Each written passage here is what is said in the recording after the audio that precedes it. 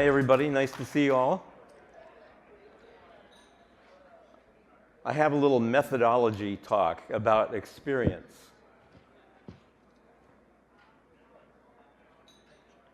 A few years ago, I presented my research design for the study that ended up as Science and Spirit, Exploring the Limits of Consciousness by Penelope Emmons and me. Let's take one theme from that book, the importance of subjective experience, one, in motivating researchers, and two, as data.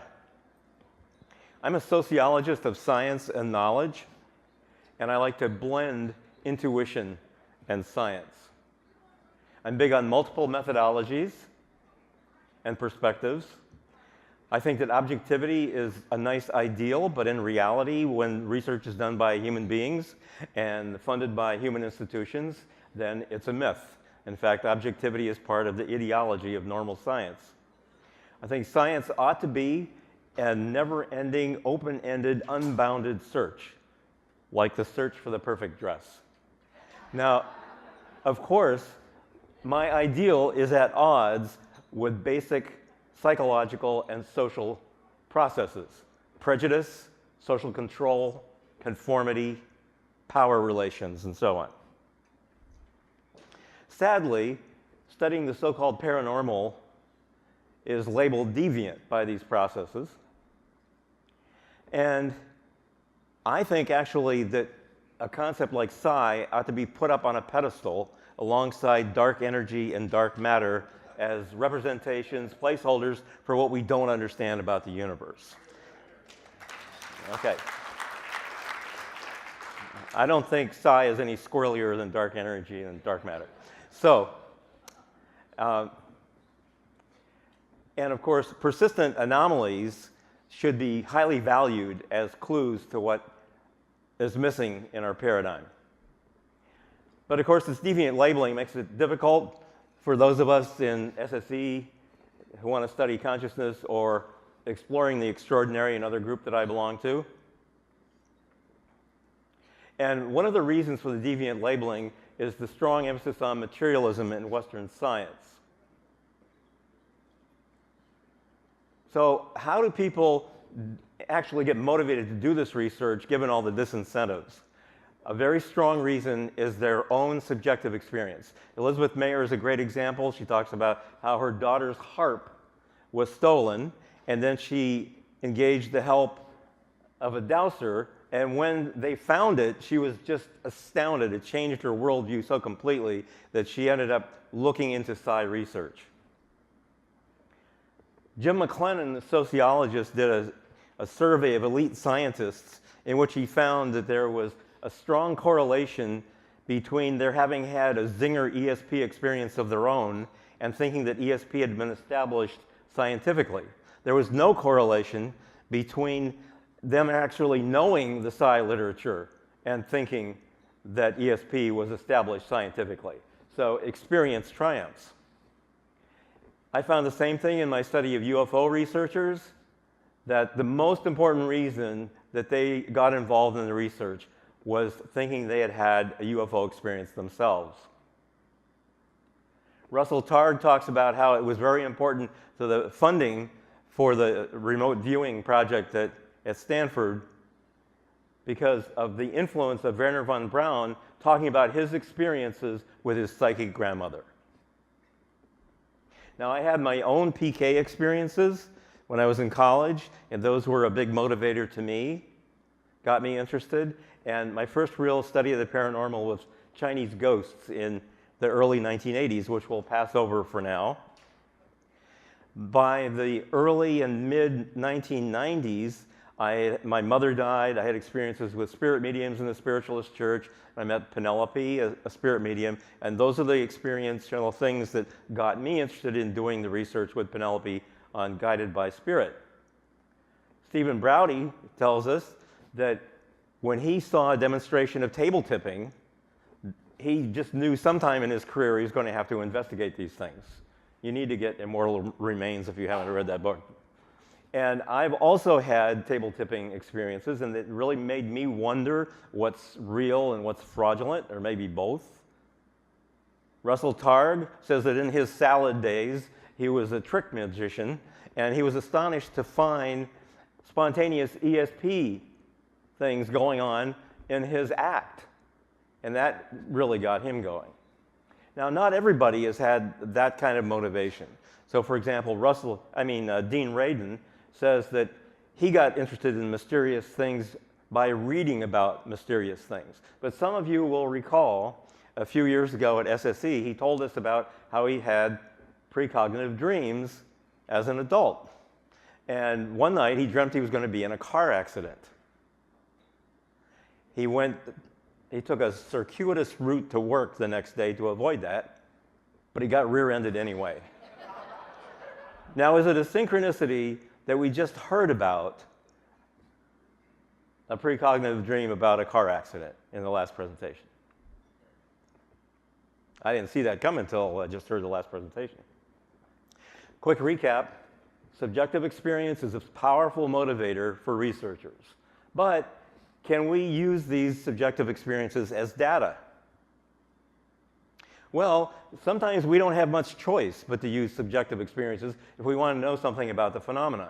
In the 1920s, behavioral psychologists like Watson could actually say there can be no such thing as consciousness, which is an odd thing considering he was probably conscious when he said that. And he knew that he was conscious when he said that. But in terms of Irving Goffman's frame analysis in sociology, it makes sense because if you're looking in the frame of objective external evidence in a laboratory, consciousness might as well not exist. A couple decades later, well, let's say in the last couple of decades, consciousness is back on the psychological table because of hopes that in neuroscience we'll take pretty pictures of your consciousness. But as Chalmers has said, and it's still true, that consciousness is the hard problem. He said standard neuroscience has nothing to say about it. And we have people like Susan Blackmore telling us that consciousness and the self are stories we tell ourselves about who we are and what we're doing. Actually, I buy that completely. As a sociologist, we're always talking about the social construction of the self. That doesn't mean it's not real. So we've got objective studies and subjective. Objective, viewing a brain scan of some kind in the laboratory. Subjective, looking at our own internal states. This includes what are called qualia, qualitative experiences, like the redness of a rose. Ironically, Raymond Moody said in The Last Laugh, I'm not sure what happened to Raymond Moody, but he said that all the stuff he collected in Life After Life was just anecdotal. It's not scientific evidence of life after death. These NDE experiences, they don't represent scientific knowledge. Fontana also talked about how psychologists are not really happy with inner experience as data. But we sociologists do this all the time. This is what we do. When we do ethnographic interviews, we collect people's subjective experiences. And we don't call it anecdotal evidence. Now, that doesn't mean that we accept literally, truly, as absolute ontological truth, every single thing that somebody tells us. But if we have a lot of agreement among a lot of experiencers, this should be paid attention to. For example, back to my Chinese ghosts, only 2 out of 176 firsthand ghost experiences that I collected contained physical effects. Whereas Chinese culture is loaded with them about ghosts. They're supposed to beat you up, kill you, seduce you, beat you at mahjong, which is the worst one. But the Chinese folklore and stories in the literature are full of those, but not the firsthand experiences. So this study supported David Hufford and experiential source theory, that these experiences are basically very similar all around the world, and they're not just from the culture. That would be cultural source theory. And even if we don't learn anything ontologically from these experiences, we know that they're important psychologically and socially. Because, for example, if we see that most people after an NDE have a significant life change, that's important to them. And that's something we should study. And of course, there's a lot more interest after Eben Alexander, the neurosurgeon, has talked about his own NDE. Now we have, basically, in spirit mediumship, we have two kinds of, just to be simplistic, we have laboratory studies, Gary Schwartz talking about testing mediums in a laboratory setting and the afterlife experiments, and Penelope and I, in Guided by Spirit, actually asking mediums what they think is going on. What a concept, ask the mediums. And you know, do they think they can tell the difference between a psychic reading and something from the spirit world? I like to see these combined, subjective and objective, so that both Wagner and LeBerge have talked about lucid dreamers communicating to neuroscientists in the laboratory by their eye movements because they know they're dreaming. So you combine the subjective experience of the LDer, and the neuroscientist. Julie Beischel at the Windbridge Institute does this in part of the research they're involved in, so that if you just emphasize the second program here, Operation Research, they combine phenomenological information about what the mediums are experiencing while they're doing a reading or afterwards, physiological, various kinds of brain scans and so on, and psychological data. And so that's a great example of bringing together the subjective and the objective methodologies. John and Dunn were not just counting beans in the Pear Lab. They were also collecting, just looking for deviance from random. They were also looking at subjective factors, intention, emotion, attitude, and so on. That book's on the table out there. Now, there's another issue. What about the experience, the researchers actually having the experiences themselves? Should they do participatory science? In anthropology, we call this going native. So, for example, Frank Cushing in the 1880s actually became a member of the Zuni War Council, and somebody said he was supposed to study the Zuni, not become one. And they could say the same about me at Inspiration Stump in Lilydale, New York, giving messages. He was supposed to study spirit mediums, not become one. But I think that participatory science helped me understand mediumship a lot better. Now, I think that there's an experience movement in anthropology and sociology involving, first of all, taking informant's experiences very seriously, but also sometimes having the experiences yourself as a researcher. I got more into this in 2008 when I interviewed sociologists at the Anomalous Experiences Research Unit at the University of York in England, and started to be involved in exploring the extraordinary that came out of that group. Another UK influence is the journal Paranormal, edited by Jack Hunter. And some of the people involved in ETE include, and writing for Paranormal, I should say, are the famous anthropologist Edie Turner, talking about her experiences with healing in the field. For example, in her book, The Hands Feel It, where she saw a blob coming out of somebody's back during a healing session. Esalen Institute is a great example of combining experiences with theory. And here's a bunch of us. This is a low-resolution photograph to protect our identities. But Stan Krippner is in this picture, and I'm the goofy guy in the green T-shirt in the upper middle, and Stan's a couple people to my left. Jack Hunter's over my left shoulder, and David Hufford is over my right shoulder. Michael Murphy, who's one of the founders of the Esalen Institute, is in the upper left, and Edie Turner is on the middle left, sitting down. So that's the kind of people getting together, talking about paranthropology and survival issues. So I'm arguing for a combination of objective methods and subjective, bringing them together, expanding our perspectives. And thank you very much.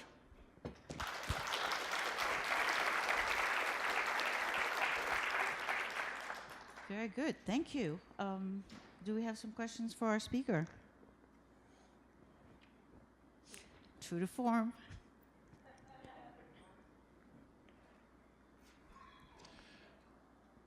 philosophically, from my pair experiences, I have always felt that subjective experiences are objective data in the sense that if somebody has had an experience, it is a fact that they had that experience. My question, however, is more methodological, if you will.